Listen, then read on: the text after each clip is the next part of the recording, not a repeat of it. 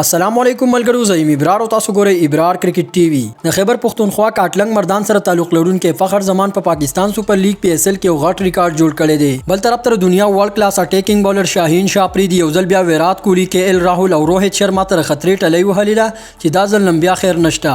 او په دې ویډیو کې خبر کوم چې په پاکستان سپر لیګ پی اس ال 2023 کې ټول خطرناک بیټینګ او بولینګ د کم ټیم سره ور سره دی. نو اول خبر کوم چې فخر زمان په پاکستان سپر لیګ پی اس ال کې یو بل کم غټ ریکارډ جوړ کړی دی. د دنیا یو بهترین اوپننګ بیټسمن فخر زمان د پاکستان سپر لیګ یو داسې لوبغاړی چې فخر زمان په پی اس ال کې زیات شپږیزي یعنی چکی وهلي دي.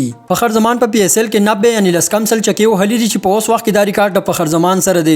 د فخر زمان نوښت کې کامران اکمل په پی اس ال یو داسې لوبغاړی چې کامران اکمل په پی اس ال کې 15 یا چکی وهلي وي.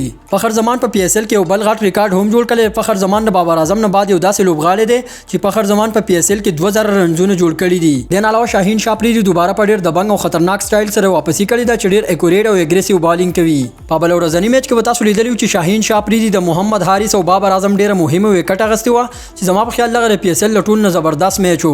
شاهین افریدي چې زخمی شوی نو د شاهین افریدي بالینګ ډیر زیات کمزوري شوی. تاسو په ورلد کپ کې لیدلو اوس چې کوم د ماشاءالله دوباره کم بیک او ډیر خولې یارکر او سوینګ کوي. څنګه چې تاسو پته ایشیا کپ ون ډے ورلد کپ روان دي نو شاهین افریدي یو ځل بیا ویرات کوهلی روهت شرما او کیل راهول تر خطرې ټلې وهله چې دې پر لمهم خیر نشته. شاهین افریدي زما په خپل پدې باندې خوخيږي چې شاهین افریدي اکثر په اولنی ور کې وکټ اخلي. د دنیا ورلد کلاس بیټسمنان د شاهین افریدي په سوینګ او په یارکر باندې نه پیږي چې دا بال بسنګ وهل کیږي. که تاسو هم د شاهین افریدي مینوال یې نو ویډیو ته ضروري لایک ورکړئ او پیج فالو کړئ. اوس خبره کوم چې په پاکستان سپر لیګ پی اس ال کې ټول مضبوط او قوي بیټینګ او بولینګ د کم ټیم سره ور سره دی.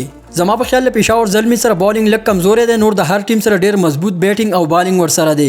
د پېښور زلمی بالینګ مضبوطې ده هم شو چې عظمت الله عمرزی او مجيب الرحمن ته مکمل موقع ورکړي. د پی اس ال 2023 فائنل میچ بس وګټي کم داسې مضبوط ټیم ده چې دې پر لب چیمپئن شي. که ویډیو مو خوښ شوی نو ویډیو ضروري د نور خلکو سره شیر کړئ چې موږ ته لکشن موټیویشن ملاويږي چې موږ تاسو لپاره داسې نوي او تازه د کرکټ اپډیټس راوړو. تاسو د کم ځای نه زموږ دا ویډیو وکړه په کمنټ سیکشن کې خپل کلی علاقې نوم ضروري ولیکئ. ان شاء الله بل ویډیو کې ملاويږو. د الله پامان.